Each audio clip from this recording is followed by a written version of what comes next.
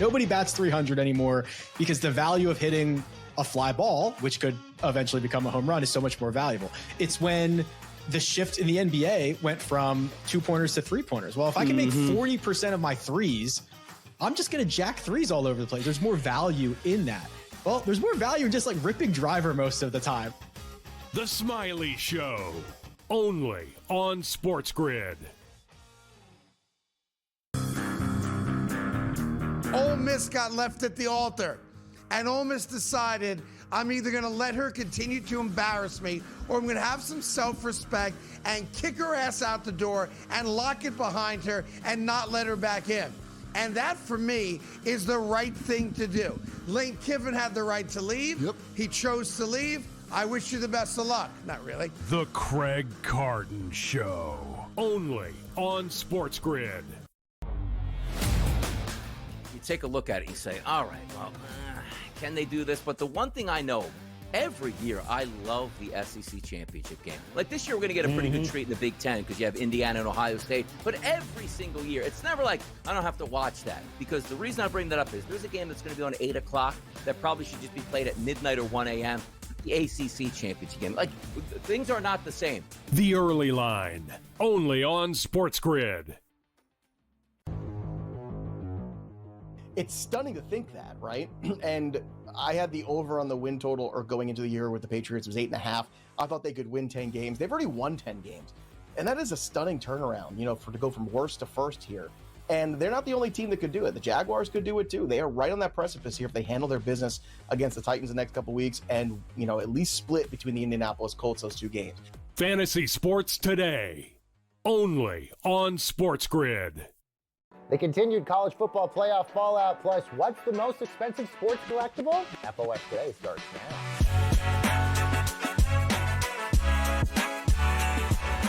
Hi, everyone, and welcome to Front Office Sports Today, your look inside the stories that are shaping the business and culture of sports. I'm Baker Machado at FOS Studios here in New York City, and this podcast is brought to you by Invesco QQQ. Changing the game has always been our game. You can access NASDAQ 100 companies in just one ETF, Invesco Distributors, Inc. Now, coming up on today's show, sports collectible titan Ken Golden talks season 3 of his Netflix show. But first, more on the college football playoff fallout in today's main event.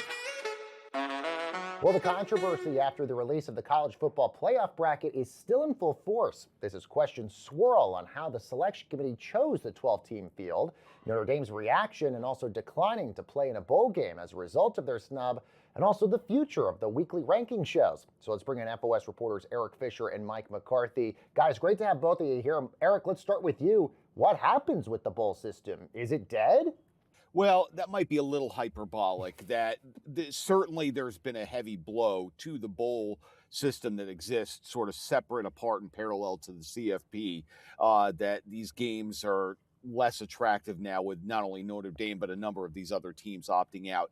That said, ESPN, which shows a lot of these lesser bowls, they had huge viewership increases last year when we were having a somewhat similar conversation, perhaps not as pronounced. So there is still a lot of interest in these bowl games. So these next few weeks, it's really going to be interesting watching what these viewership numbers come in as.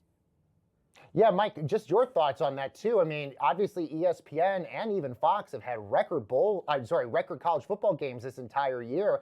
Is there any concern that maybe that's going to be a drag on bowl season this year because of what happened with the playoff format? Absolutely. I mean, and college football has nobody to blame but itself, right?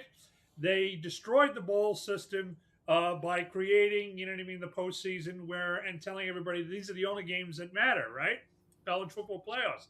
Now, if you're ESPN, I am a bit concerned. I mean, Eric is absolutely right. ESPN owns and operates 17 bowls. They still drew huge ratings and huge advertising. But you got to look at trends. You got to look 5 years down the road. And I don't like this trend, Eric, of schools like Notre Dame dropping out of bowls, out of coaches dropping out of bowls, out of players dropping out of bowls because they're afraid to get hurt before they go into the NFL. It's also a very worrisome trend line to me. Yeah, it's really sort of become these games, even though last year was a good year for bowl viewership, it was a lot of sort of friends, family, and alumni. These games, as you correctly point out, the operative word is matter, that these are glorified exhibitions. And as this increasingly becomes an all or nothing thing in the expanded CFP system, because again, keep in mind, they're still talking about going to 16 teams. I think this potentially becomes more pronounced. Mike. And again, Baker, it gets to the whole problem with college football. College football is on a heater like nobody's ever seen. I mean, I would argue, and I bet you Eric would too, that it's the second most popular sport in this country right now. I mean, the ratings are through the roof, the interest is through the roof. My gosh, I did a Notre Dame column yesterday. You know what I mean? You thought everybody was talking about touchdown Jesus himself. I mean, the letters and emails are still coming in. But they can't get out of their own way. And the reason why college football can't get out of its own way is because it's so decentralized. You've got all these conferences and all these commissioners and all these schools, and they're all butting heads against each other for their own self-interest. Nobody's looking out for the fan. Nobody's looking out for the viewer. Yeah, I want to talk about your column here for a moment, Mike, because obviously Notre Dame is in a very unique situation because they're an independent school. They have this incredible deal with NBC that carries all of their games. No other college football program essentially gets that. Is Notre Dame still a big draw out there? I think they are still a big draw. Although the numbers are down, I think they are one of the true national brands. You can kind of discount their numbers this year where they finished number 14, because don't forget, they started out 0-2. And I actually heard from a lot of people, they were very proud of what Notre Dame did. I mean, to paraphrase Logan Roy on Succession, they told the ACC and ESPN to f off. Mm-hmm. You know, we were not going to accept your little Tiddly Bowl game as a consolation prize. You know, you screwed around with us. You used us as a stalking horse during your preview shows. You told us all along that, you know what I mean, we were ranked a certain way, and then at the end of the day, you pulled the rug out from us.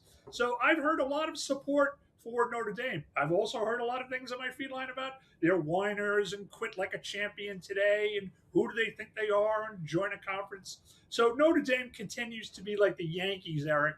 You know, they're just a completely polarizing brand. Yeah, completely agree. I did a deep dive on their football independence a couple of years ago, and there was a 3-pronged test to maintain that independence that they laid out. Number one was maintaining healthy broadcast revenues, and as you wrote, late in 23, they re-upped their deal and more than doubled their rights fee, and they're set through 2029 there. So that's good. Number two, Eric.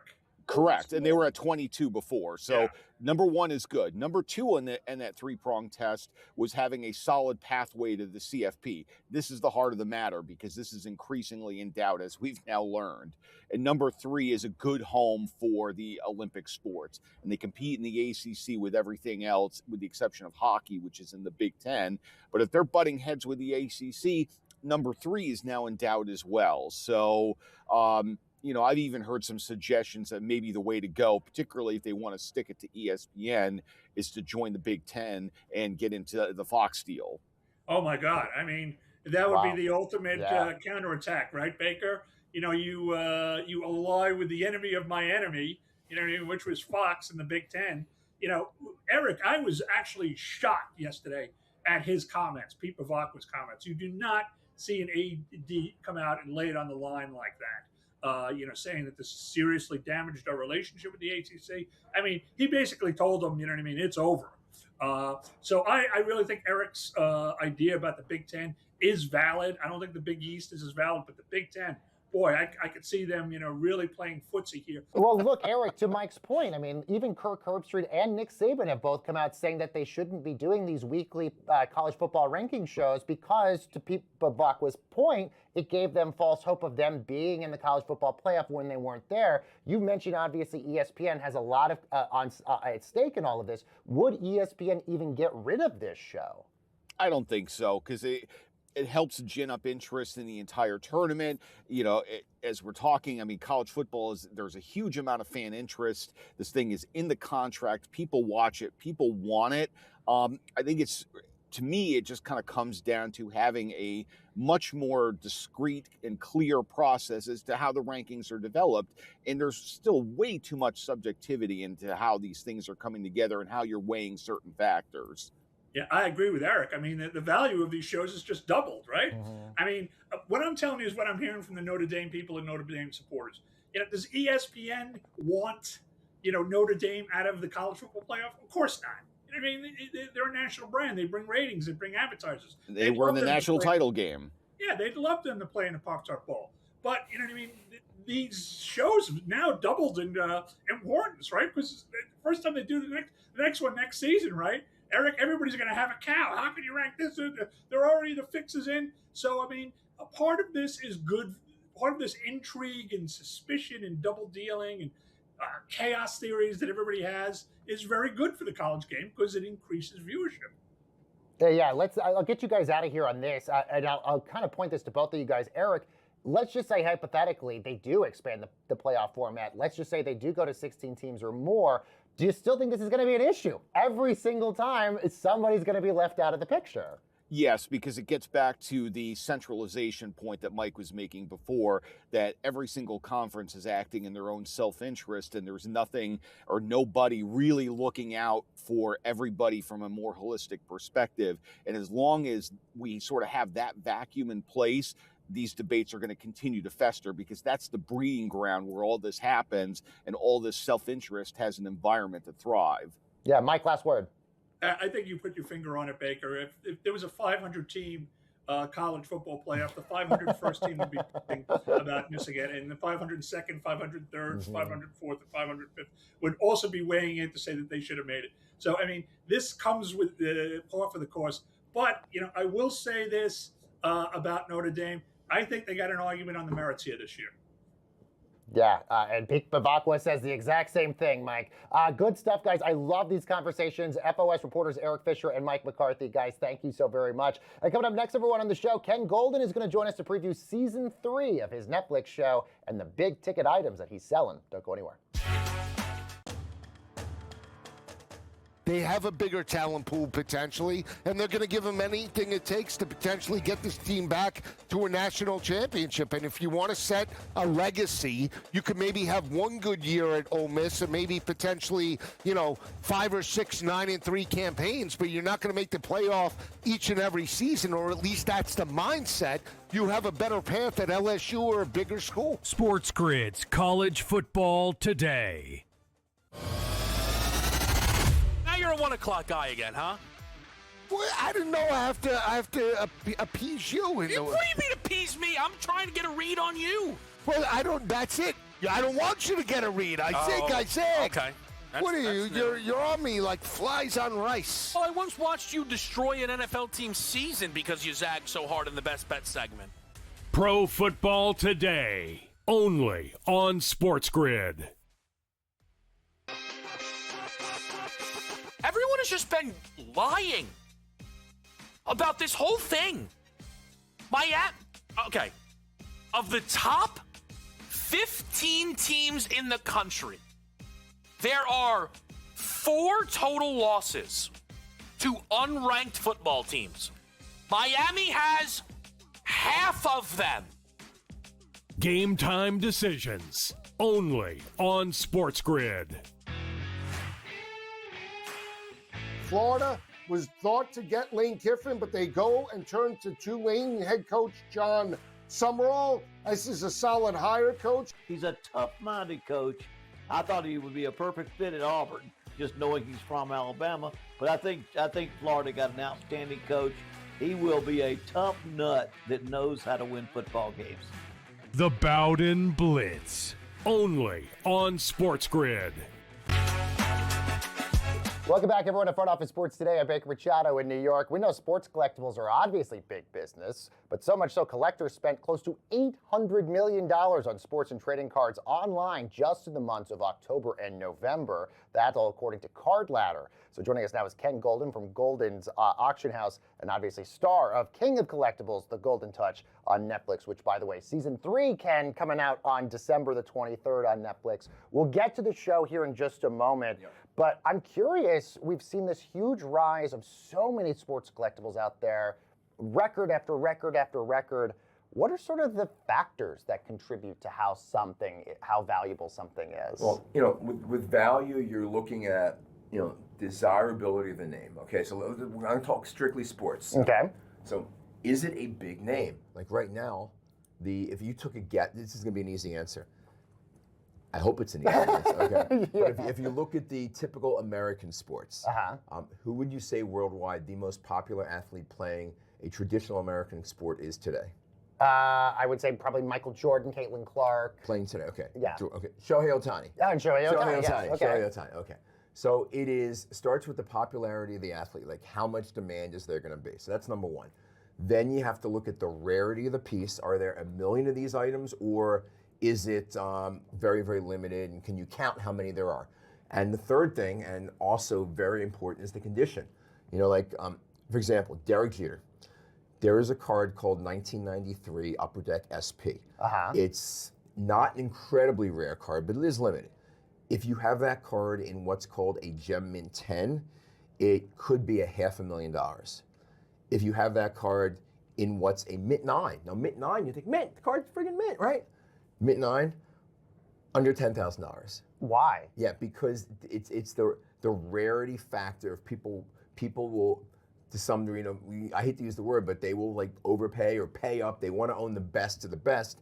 The same reason why, it goes same thing in anything, whether it's coin, an MS-70 is going to be a lot more than an MS-60. In comic books, look at the Superman that just sold for, $9 million, whatever it sold for, because it was the highest grade Superman. People always want the best of the best. So condition is absolutely critical. And so many people look at cards and they say, oh, this looks mint. And then they show it to me, I'm like, it's going to get a 6. 6 out of 10. Because, you got a little off center, you got a ding here, look at the back, there's a scratch, you didn't notice it, stuff like that.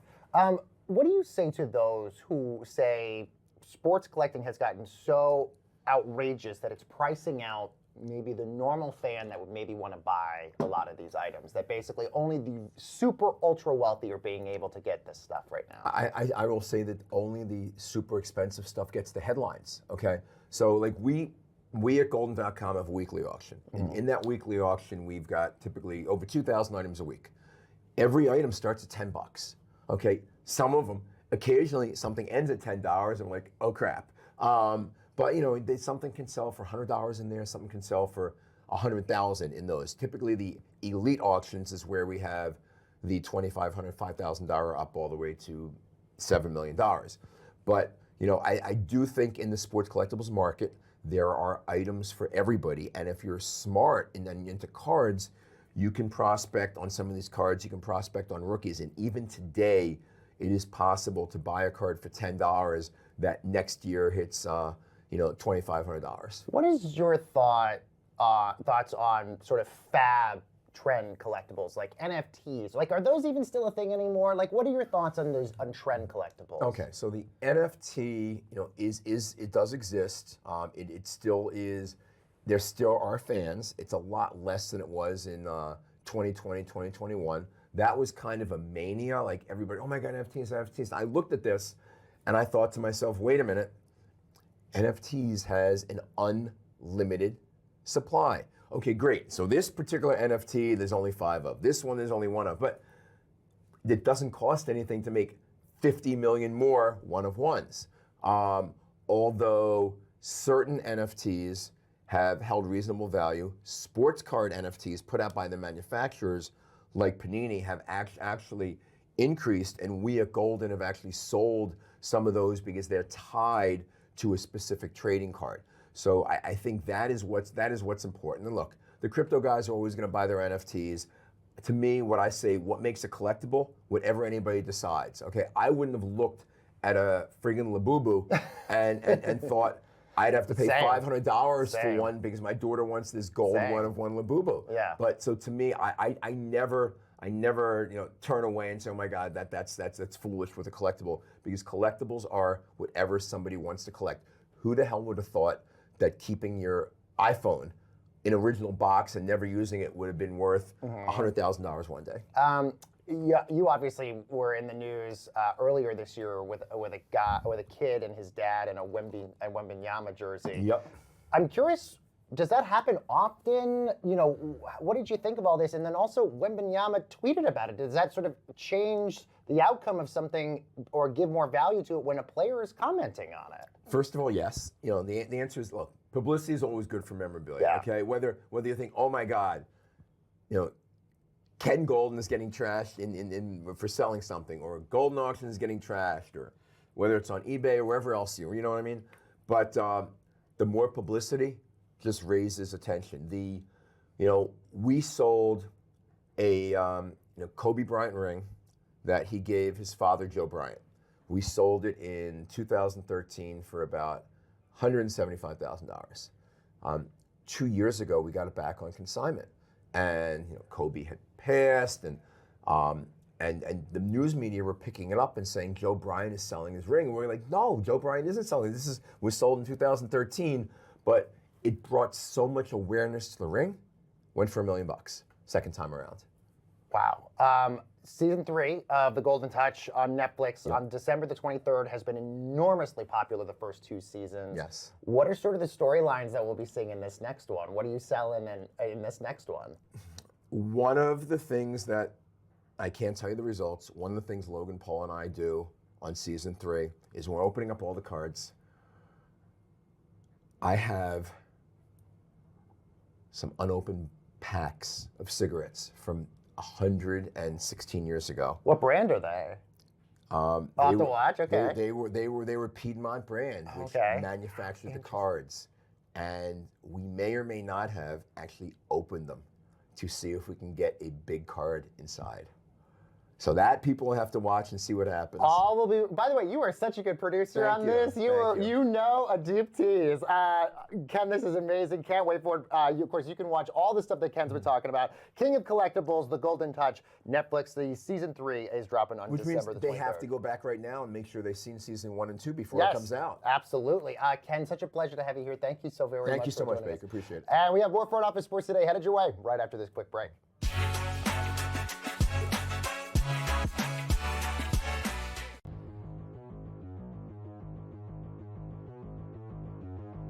Let's play our game of buy or sell. Let's get to the quarterbacks for next year. Mac Jones will be an NFL starter to begin next season. He's looked great. Brock Purdy has not. Buy or sell? You look through the NFL here. Miami, Jets, Cleveland, Raiders. I'm just going Arizona, by division. Minnesota. Arizona, definitely. Minnesota, definitely. Raiders. I mentioned Can the Raiders. you just say buy and move on, please, to the next question? Because you know it's a buy. Yeah. Okay. It's a buy. It is a buy. He's right. He'll definitely be starting for somebody there, right? He has had a nice season. He'll start for somebody. Jets. Buy. Gardner Minshew was a starter in the NFL year after year for the next guy in waiting. I mean, this keeps happening. You think that Mac Jones is not going to be a buy? All right. Daniel Jones will finish the season as a better fantasy quarterback than Justin Herbert of the Chargers. Both players, George, have slipped quite a bit in November here. Broken fibula. No, he's not going to finish better than Justin Herbert. I don't know he's going to finish the season. You got to think if they were playing better, maybe he'd be sitting out a week or two. But they've been struggling, trying to win that division. Big games now against Houston, that they're sort of pushing him in there. No. I know the offensive line for the Chargers is horrific. I get it, but no, I'll say Justin plays a little bit better. I'm buying it. I don't like what I see with the Chargers at all. Can't run, can't throw, can't play defense. Feels like Harbaugh's getting a little desperate. Broken fibula. It's not a tibula. It's a fibula. It's okay. It's okay. Oh, fine. I don't know that to be true. Okay. It just sounded good. Fantasy Sports Today. Friday, starting at 3 p.m. Only on SportsGrid.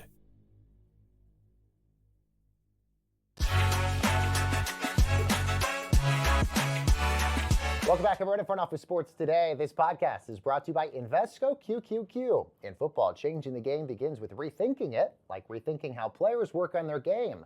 And with wearable technology, advanced analytics, AI, and more, that same innovative thinking that changes the game could also change your portfolio. And Invesco QQQ gives you access to the innovators who are rethinking the world. So let's rethink possibility. And now it's time for our asset class segment brought to you by Invesco QQQ. And the University of Utah is one of the first schools taking investment from private equity in what could be a major blueprint for other universities to maximize their revenue streams. So let's bring in asset class author Ben Horney. Ben, good to see you as always. So tell us a little bit more about what the University of Utah is doing here. Yeah, so this is pretty big news. The University of Utah, this just happened. They formed a corporate entity, an LLC, that they will own the majority stake in, but a private equity firm called Otro Capital is going to own a significant minority stake in and invest money into it. We don't know exactly how much. And the idea is to maximize revenue across their athletic department. So that's things like concessions, merch, ticketing. They're bringing in these private equity people who have operational experience. They worked for NFL teams in the past, and they're basically looking to generate more revenue for the school. You mentioned we don't know the exact figure. There's been some reports on social media, but I'm assuming this could be, in the hundreds of millions of dollars, though, Yeah, right? so this is the whole thing is expected to generate 9 figures worth of revenue. That's what one source told me. It's also been out there that it could be 500 million or more. It's going to be hundreds of millions of dollars is what they're expecting if all goes according to plan. Now, there are other schools like Kentucky and Clemson who have done something similar, but why is this one a little bit different here? So they have done a similar thing in setting up LLCs to kind of manage the athletic, the assets in the athletic department. The key difference here, and the huge difference why this is a big deal, is that this is a private equity firm is involved. So that hasn't happened before. We've talked before, and I've written a lot about, there's been this kind of like high school dance mentality between private equity and college sports, where it's viewed as the next frontier, next big place for private equity to park some money. But there's sensitivities around it because of the whole educational aspect. They dove in here, and them doing this deal could open the floodgates for other schools because now someone moved first. So now whoever goes next can say, hey, this already happened. So that was actually my next question is this going to be a blueprint for all these other schools to be like, they've been able to figure this out. Now we sort of have a template to do it ourselves. I think so. I mean, obviously that remains to be seen. But funny enough, I was told over the summer by an attorney who I named him in the report from Shepard Mullen. He told me that this LLC thing was a potential blueprint. This was before this happened. This was when Clemson and Kentucky had these LLCs, but this hadn't happened with private equity in college sports. And he said this could be the blueprint, the model for this to happen, because previous to this, it was private debt that was taking place. So there were still firms that do private equity that had been investing in and around college sports, but it was not taking the form of private equity where they're owning a stake in a business. It was a loan that would be paid back. So I'm assuming this would go to coaching salaries, NIL deals. What does a school use this capital for? So I think it's still an open question of exactly how this will where the money will go. I would expect, yes, part of it could go to what you're saying. But the other big part of it, it seems like to me, in speaking to a few sources ahead of writing this story, is that money is going to be put into a lot of the surrounding things. So like I mentioned before, ticketing. How do we revolutionize the way that we do ticketing, make it more efficient, all that. Same thing with concessions, same thing with potential stadium upgrades. There's all these kind of ancillary aspects to sports that they now will have capital to pour into. So is it, we know the Big Ten was having conversations with UC Investments about, Big Ten enterprises, but that would be the conference. Could a school in theory have a private equity in the school and have private equity in the conference also? So double dipping almost? Yeah, I mean, I don't think that there's any like regulatory reason why that wouldn't work. It really is an interesting question to see, how much will the floodgates open? Is the dam going to explode? And all of a sudden we're going to have, all these conferences have private equity money and the schools have their own side deals with private equity. Again, I don't see any reason why not. But even in the board meeting today when they passed it, so it passed unanimously, but they still discussed the proposal for like an hour and a half. And people were asking very probing questions about what are the risks? Did you look at other avenues? Why this partner? How can we expect transparency? They asked a lot of questions. Ultimately, the board, was cool with it and passed it. But yeah. Really quickly, if the University of Utah is getting 9 figures here, does this essentially mean an SEC school like an Alabama or an LSU could command $1 billion? It's a great question. I'm sure it's something that those athletic departments are looking at right now and thinking, ooh, who should we start reaching out to? Ben Horney, thank you so much. And of course, you can sign up for the Asset Class newsletter by going to frontofficesports.com. And this segment has been brought to you by Invesco QQQ. And now let's tell you what we're watching tonight. Some big NBA Cup quarterfinals action as the Heat take on the Magic. That's at 6 p.m. Eastern. Plus the Knicks and the Raptors. That's at 8:30 p.m. Eastern time. Both those games are on Prime Video. Then in men's college basketball, number 15 Florida takes on number 5 UConn. That is at 9 p.m. Eastern on ESPN. And that's going to do it for this edition of the show. Thanks so much for watching. We'll see you next time.